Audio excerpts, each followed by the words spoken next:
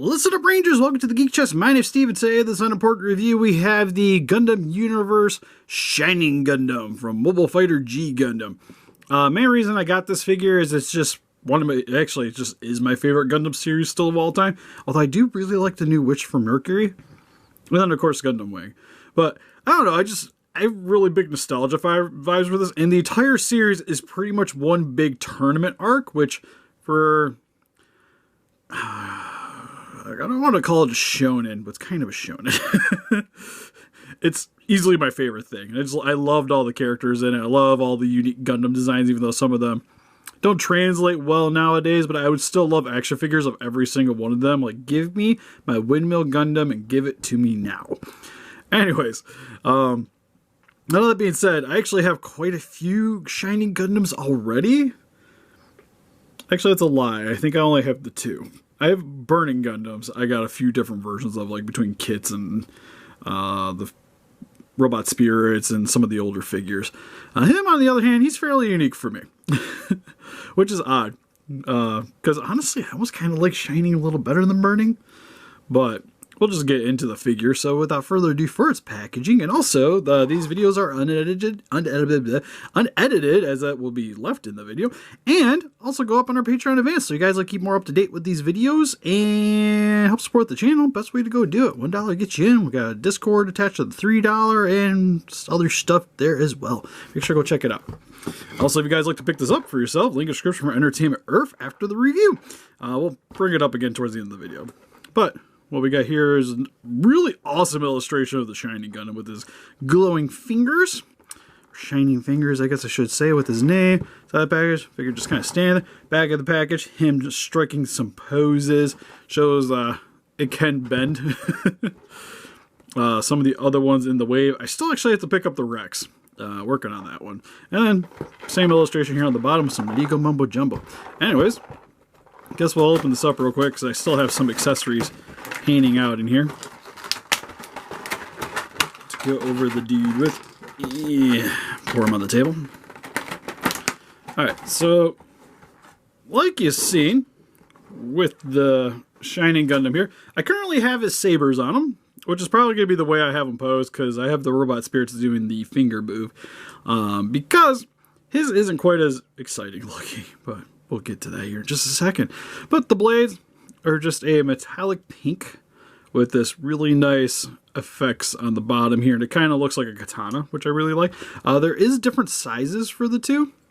And I think just for the blades in general, one is definitely longer than the other. So you get your like katana and whatever the smaller one's called. I was going to be like wakasabe, and I know that's not right. Wakashi, wasabi, we're just going to move on. These are removable. So they do, well, I say that. They do pop out. There's a little peg hole here. This one's a little looser than the other one. What's nice too is there's a little grip here on the, I think that's a grip. Maybe not. That might just be discolored plastic, and I am just going crazy. It totally is just discolored plastic. Alright, no grips, never mind. But he does have a slot here on the skirts to slot these in. So you just, well, I say that, but you can slide them in there. Granted, you probably want it the other way, don't you? You want blade facing away. Now, the real question is, can I get both of them? Nope. So maybe it's small one first? Interesting. So there's quite a bit. Once you put it in, it starts stressing the plastic a bit. Doesn't leave any marks, but you can feel that it's expanding outwards a little bit more because of the saber. So your top one doesn't really want to fit. Now, maybe we could just kind of shimmy that around, because I don't feel like I'm doing this wrong. That does not remotely want to stay in. Does it give me a picture? It does give me a picture. I am totally I had it right originally. The long one's supposed to be on the bottom as per the illustration. Just gonna pop it off and... Yeah, because like that won't even go all the way down. Huh, well, that kind of sucks. I didn't know about that before I did the video. Glad I'm actually using the swords with them now. Because I actually have the Robot Spirits one hanging out here. The Robot Spirits one does actually stay in. Although, fun fact, I went to get him off the shelf to do this video, and I realized one of his his Shining Finger hand was missing, so I had to swap it out. But we'll come back to you. So, sabers don't really work. For his other accessory, you do get a face piece, which is just this little plate comes off. To get the open mouth. Which, pretty sweet. So you get like the activation of the Shining Finger. I do kind of wish it came with the, you can see here on the Robot Spirits, but it has the lifted shoulders. I kind of wish it had that, and then maybe could even have the lifted guards here instead of it just being a quick face swap. Would have been kind of nice. But I guess it gets the job done. And for the price, I wouldn't expect them to toss in too many. Oddly enough, we only get one hand. But you can just swap those out. Pretty easy. It's just on a little ball joint, so you can just pull it out. Just want to make sure you're going straight into the forearm or straight out when you're swapping the articulation. But now we got him with his green Shining Finger hand. Only kind of negative is I wish it was more of like a clenched hand, because when doing this, I actually grabbed some of the other ones. He doesn't really do like a head pat. It's usually like a grab. So I think a grab would have looked a little bit cooler, which was kind of the same issue that the Burning Gundam had too. It has the exact same hand, just different metallic coloring. It gets the job done. And to be fair, it's not like the Robot Spirits is any different. It's still just good for smacking. But I think like a clenched option would be kind of cool, just so you can grab onto other helmets. And then for the hands, it comes with a pair of clenched fists and then a pair of gripping hands, which oddly enough, the one hand is meant for a gun, does not come with the gun. So I don't think he ever shot anything in the series. And then you also get a peg stand here. Whoops, that would help. A peg stand here for if you have a Tamashii stand, or just most any other action figure stand in general. You peg it down under here, and then you can hook them into it. And that's pretty much it for the accessories. These things are technically also removable, so these do pop off, and then have a little bit of play. Let's actually pop in. Ooh, so you can raise them up. Sweet. Good to know. So if you actually want to do the Shining, just bring that part out and hook it on. That's pretty cool. Could give me lift up shoulders, but they at least gave me that that option. It's kind of odd too, because it's like, I think was Toggy's the same price as this? I forget. Not 100% on that one. But I think if they were the same price, they could have gave me the little lifty there. That would have been cool. Faceplates, I will say, do pop off pretty easy on this guy. I will say, capping it off though, the eyes are painted really well. And that just slots back in. Helmet, really solid. It's kind of an off-white. Front of the face is painted with the separation for where the plates come together. Got the little crest on the top here. Same on the back, he's got same yellows for the flaps that pop out when he's doing the Shining Finger. You have the backpack here with the little thruster on the back. Skirts like the pop off on this guy pretty easy, which is not a super bad thing, but for a figure that's super posable, it would be kind of nice if they were maybe attached a little bit better. Because to be honest, it's not like this thing's supposed to be moving anyway, so it would be kind of nice if this was actually glued in instead of just being a, just kind of attached and calling it a day. For the front, you get the metallic green for the little orb here, which it's actually done the same way on the robot spirits. It looks like I was almost having maybe like a translucent plastic there would have been really cool, but again, kind of add to the cost. Also noticing mostly the same detailing. Some of it's a little bit more defined on the robot spirits, as it will be because it is a much more expensive figure.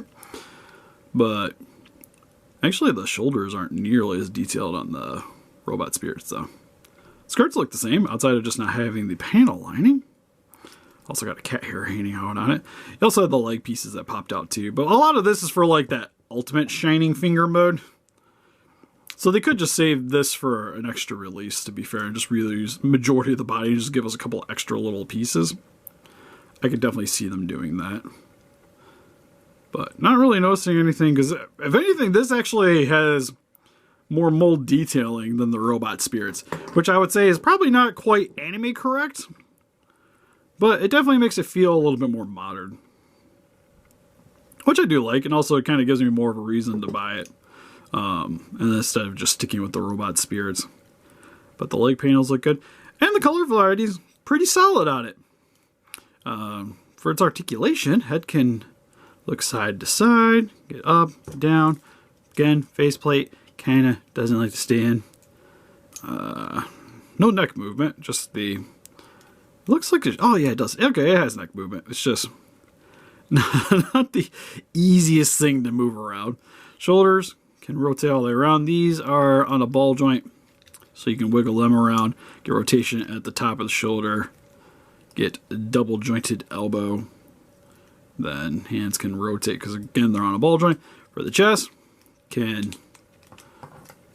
knock the skirt off the back. Might be gluing this thing in myself. But get a little bit of rotation there. Honestly, nothing too crazy at the waist.